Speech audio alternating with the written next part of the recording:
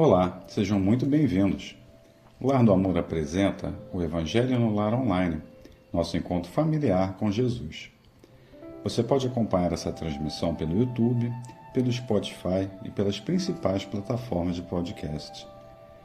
Também compartilhamos nossas publicações pelos grupos de WhatsApp do Lar do Amor, pelas nossas redes sociais e pelo nosso site www.lardoamor.com, onde você também encontra nossas atividades e programação.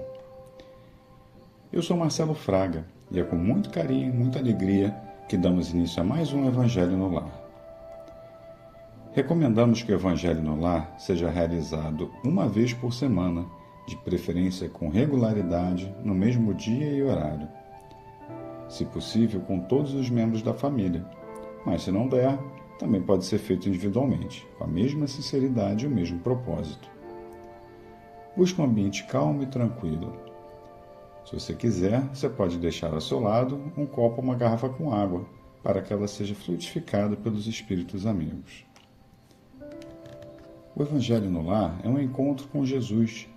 É um momento de união e de conexão com o plano espiritual, para que a gente possa cultivar a harmonia em nossos lares, em nossos pensamentos e em nossos corações. Essa prática consiste no estudo da doutrina do Cristo conforme os ensinamentos do Evangelho segundo o Espiritismo de Allan Kardec. O objetivo é nos ajudar a compreender melhor o Evangelho e aplicá-lo em nosso dia a dia, para que assim favorecemos a paz do lar, o amparo dos nossos mentores espirituais. Para começar, vamos fazer uma breve leitura introdutória para harmonizar o ambiente. Tenho em minhas mãos o livro Fonte Viva, de Chico Xavier, pelo Espírito Emmanuel. Vou abrir aqui na página aleatória, página 447, item 155. Aprendamos a agradecer. Em tudo dai graças. Saibamos agradecer as dádivas que o Senhor nos concede a cada dia. A largueza da vida, o ar abundante, a graça da locomoção, a faculdade do raciocínio, a fulguração da ideia, a alegria de ver, o prazer de ouvir, o tesouro da palavra, o privilégio do trabalho, o dom de aprender, a mesa que nos serve, o pão que nos alimenta, o pano que nos veste, as mãos desconhecidas que se entrelaçam no esforço de suprir-nos a refeição e o agasalho, os benfeitores anônimos que nos transmitem a riqueza do conhecimento, a conversação do amigo, o aconchego do lar, o doce dever da família, o contentamento de construir para o futuro, a renovação das próprias forças. Muita gente está esperando lances espetaculares da boa sorte mundana a fim de exprimir gratidão ao céu. O cristão, contudo, sabe que as bênçãos da providência divina nos enriquecem os ângulos mais simples de cada hora, no espaço das nossas experiências. Nada existe de insignificante na estrada que percorremos. Todas as concessões do Pai Celeste são preciosas no campo da nossa vida. Utilizando, pois, o patrimônio que o Senhor nos empresta, no serviço incessante ao bem, aprendamos a agradecer. Muito bem. Agora vamos aquietar nossos corações e vamos pensar em Deus. Vamos por alguns instantes deixar de lado os problemas, os desafios do mundo, as mágoas e os dissabores do dia a dia. A partir de agora, permitamos que apenas os bons sentimentos estejam presentes em nossos corações e que a presença dos bons espíritos nos envolva em paz e harmonia. Em nossa prece, vamos agradecer a Deus, pedir a fluidificação das águas, rogar por uma limpeza espiritual em nossos lares, em nossos corações, para que todos sejamos preenchidos de amor e de harmonia. Pedimos também amparo para todos os participantes que enfrentam dificuldades físicas ou espirituais. E elevamos nossos pensamentos pela humanidade e pelo planeta. Que assim seja, graças a Deus. Bom, vamos à leitura do Evangelho de hoje. Se você tiver o livro do Evangelho em mãos, você pode acompanhar a leitura do capítulo e do item. Nosso estudo de hoje é do capítulo 11 amar o próximo como a si mesmo. Vamos ler os itens 6 e 7 que fazem parte da seção Dai a César o que é de César.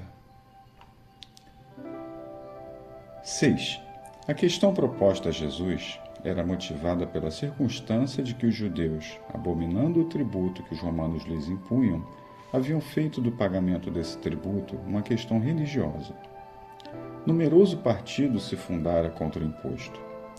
O pagamento deste constituía, pois, entre eles, uma irritante questão de atualidade, sem o que nenhum senso teria a pergunta feita a Jesus: é-nos lícito pagar ou deixar de pagar a César o tributo? Havia nessa pergunta uma armadilha. Contavam os que a formularam poder, conforme a resposta de Jesus, excitar contra ele a autoridade romana, ou os judeus dissidentes. Mas Jesus, que lhes conhecia a malícia, contornou a dificuldade, dando-lhes uma lição de justiça, com o dizer que a cada um seja dado o que lhe é devido. 7. Esta sentença, dai a César o que é de César, não deve, entretanto, ser entendida de modo restritivo e absoluto. Como em todos os ensinos de Jesus, há nela um princípio geral, resumido sob forma prática e usual e deduzido de uma circunstância particular. Esse princípio é consequente daquele segundo o qual devemos proceder para com os outros, como queiramos que os outros procedam para conosco. Ele condena todo o prejuízo material e moral que se possa causar a outrem, toda a violação de seus interesses. Prescreve o respeito aos direitos de cada um, como cada um deseja que se respeitem os seus. Estende-se mesmo aos deveres contraídos para com a família, a sociedade, a autoridade, tanto quanto para com os indivíduos em geral.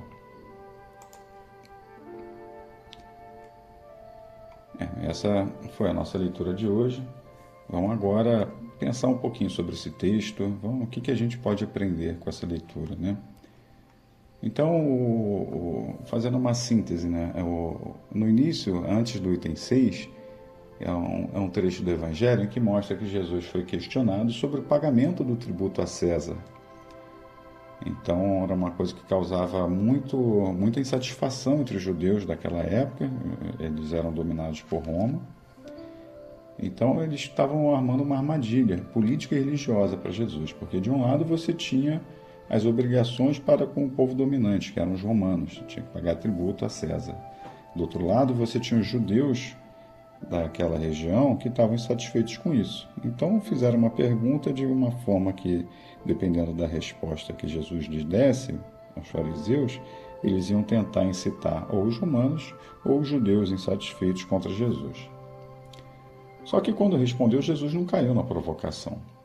Ele ensinou de uma forma muito sábia e equilibrada que cada um deve dar a César o que é de César. O que isso quer dizer? Que a gente tem que cumprir com os deveres legítimos da vida material, mas sem perder de vista os deveres morais e espirituais. Dai a Deus o que é de Deus, dai a César o que é de César. Então, o ponto central aqui é que essa frase, dai a César o que é de César, não tem que ser entendida, não pode ser entendida de forma literal nem estreita. Ela é um princípio mais amplo. A gente precisa respeitar tudo aquilo que pertence ao outro. A gente tem que evitar qualquer prejuízo material ou moral e precisamos cumprir com os nossos compromissos, sejam eles com a família, com a sociedade, com a autoridade e com todos os nossos irmãos e irmãs em geral. Então, essa mensagem, esse trecho da leitura do Evangelho, ele destaca que a justiça, o respeito e a responsabilidade têm que caminhar juntos. Jesus nos ensina que a vida espiritual não dispensa os nossos deveres humanos. Ao contrário, a gente tem que se tornar cada vez mais corretos, mais conscientes e mais justos em todas as nossas relações.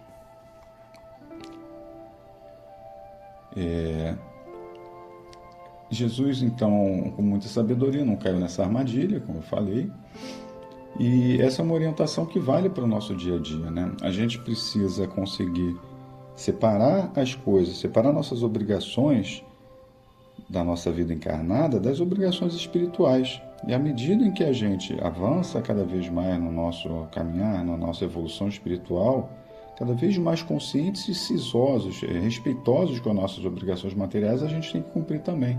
Então, quando Jesus fala que dai a César o que é de César, é que a gente não pode deixar jamais de cumprir com as nossas obrigações por conta da religiosidade. Então, às vezes, a gente pode cair numa armadilha. Ah, não, eu sou muito religioso, eu sou um espírita praticante, eu estou sempre tentando me aprimorar. Mas o aprimoramento, ele é material, enquanto nós estamos vivendo aqui nosso momento encarnado. Ele é sempre moral, e na moralidade, sendo bons cristãos, a gente tem que cumprir com todas as nossas obrigações assumidas. E dar a Deus o que é de Deus é cada vez mais seguir cumprindo os desígnios de Deus, buscar a nossa evolução constantemente. A gente sempre tentando ser cada dia melhor que o dia anterior e seguir isso dia após dia, de forma que a gente esteja sempre evoluindo e sempre seguindo nesse caminho da evolutiva em direção ao encontro com o nosso Pai maior. Então, vamos agora agradecer a presença de todos os espíritos que estiveram conosco, que nos orientaram, que nos inspiraram, que velaram por nós, aos bons espíritos que fluidificaram as águas que tivemos aqui conosco hoje, que vão nos trazer benefícios. Agradecer a presença de todos os membros, amigos e de família que estiveram conosco durante a prática desse Evangelho, e que hoje Deus abençoe a cada um de nós, que nos dê orientação, que nos dê paz, que nos dê sabedoria para não cairmos em armadilhas como aquela que foi posta a Jesus, mas que a gente saiba se desvencilhar das armadilhas, que a gente saiba ver as diferenças entre o que é fácil e o que é difícil, fazer a escolha certa, independente da dificuldade, tendo por bússola o nosso estudo do Evangelho, seguindo no caminho correto de Deus, respeitando as nossas obrigações materiais e sempre buscando nosso aprimoramento espiritual. Que assim seja, graças a Deus. Obrigado a todos que estiveram conosco e até breve, na próxima semana, em mais um Evangelho no Lar do Centro Espírita Lar do Amor. Fiquem com Deus.